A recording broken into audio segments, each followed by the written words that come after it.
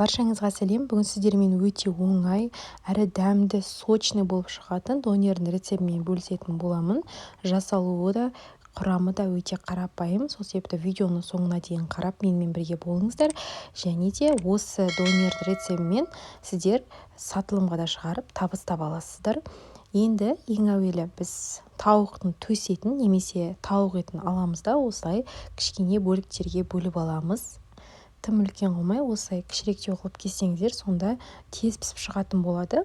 Одан соң үстіне көз мөлшерімен тұз саламыз, қара бұрыш саламыз және тауық етіне арналған осындай приправаны да қосып салсаңыздар болады. Дәмін кетіру үшін мен кішкене қосып жібердім. Одан соң үстіне тәтті паприка бар болса, сәл қосып жібереміз. Бұл кішкене түр беру үшін, дәм беру үшін қосылады. Одан соң үстіне сарымсақты үкіштен өткізіп қосып, сұйық майымызды құйып, жақсылап араластырамыз. Сәл шамалы 1 сағат, жарты сағатқа тындырып қойға болады. Мен бірақ тындырмай бірден салып 200 градуста беті қызарғанға дейін пісіріп аламыз. Келесі құрамына қосатын салмаларын дайындаймыз.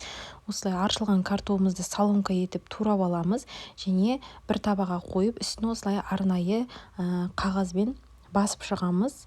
Сонда суы кетіп, май қызған кезде бірден салатын боламыз және май жан-жаққа шашырамай жақсы пісіп шығатын болады. Міндетті түрде осы картоптарымызды қағазбен бетін сүртуді, яғни суын алуды ұмытып кетпеңіздер. Сулы картопты қызып тұрған майға салған кезде жан-жаққа шашырап кететін болады. Одан соң біздің жасап жатқан донеріміздің санына қарай қызанағымызды тураймыз. Мен 2 қызанақты соломка етіп турап алдым. Егер де сіздер одан да көп жасайтын болсаңыздар, құрамына қарай салатын боласыздар. Келесі бір қиярымызды соломка етіп үкіштен өткізіп аламыз. Осындай болып шығады және жегенде де өте ыңғайлы болады. Егер де сіздерде бұндай үкіш болмаса, қолмен соломка етіп турасаңыздар болады. Мінекей біздің окорочкаларымыз да пісіп дайын болды.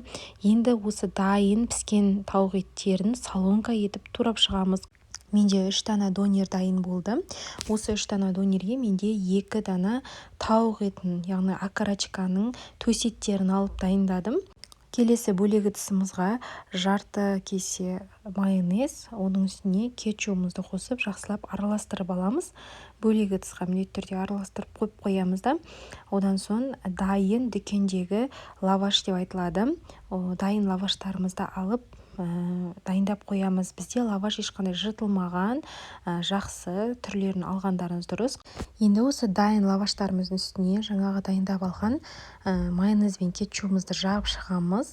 Одан соң үстіне турап алған тауық етімізді қосып шығамыз. Барлығын кезекпен орналастырып шығатын боламыз. Одан соң қызанағымызды қоямыз үстіне. Өздеріңіздің қалауларыңыз бойынша құрамын салсаңыздар болады. Аз көптігін өздеріңіздің қалауларыңызға қарай салатын боласыздар. Одан соң үстіне қиярымызды орналастырамыз. Қияр көргендеріңізде осылай арнайы ұзыншалау етіп үкіштен өткізсеңіздер, сонда түрі де әдемі көрініп, жегенде де өте ыңғайлы болады. Одан соң үстіне қуырып алған фриімізді қоямыз. Фримен донер дәмдірек болады деп ойлаймын. Сол себепті фриді де қосқандарыңыз дұрыс. Одан соң үстіне қалауларыңызша сыр қоссаңыздар да, қоспасаңыздар да болады. Және бөлек осындай арнайы салфанға салып алдым. Кетчупымызды орналастырып шығамыз. Одан соң үстіне майонезімізді қосып шығамыз. Егер де майонездің көптеу болғанын қаласаңыздар, сәл көп қылып қоссаңыздар да болады. Енді ортасынан видеода көргендеріңізде орап шығамыз. 2 жақ шетін міндетті түрде осылай бүктеп аламыз, сонда шығып кетпей жақсы тұратын болады.